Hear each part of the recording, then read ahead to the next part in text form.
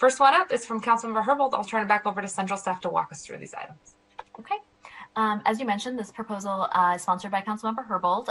It is to consider passage of legislation that would allow the dismissal of crimes of poverty, and it would do so by revising the definition of duress as a defense against prosecution. I'll turn it over to the Councilmember. Thank you so much. Really appreciate the opportunity to address this issue.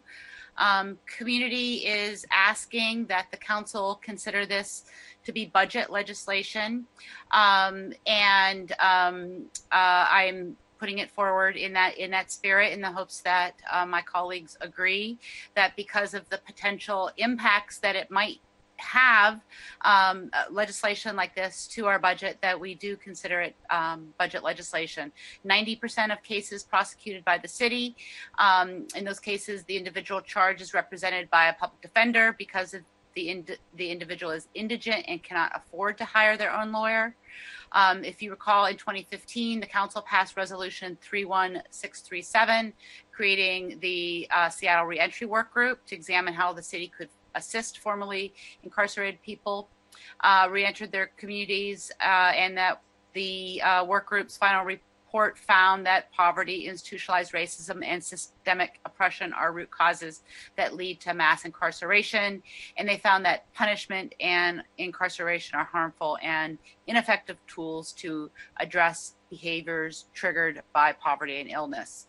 The work group recommended that the city move away from reliance on the criminal legal system to address these behaviors related to poverty, illness, and oppression, and aim to reduce the criminalization of poverty and the disproportionate representation of Black and Indigenous individuals, other targeted communities of color, and people with disabilities within Seattle's criminal legal system.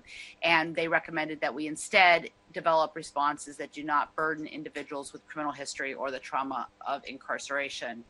The link to the budget process is really bound in the negotiations that will be going on over the next several months into next year around jail usage. This is, this is an unknown right now, but the idea being that by providing this this defense for individuals, it may result in even less reliance on the jail, and it might conceivably have some impacts on our jail contract.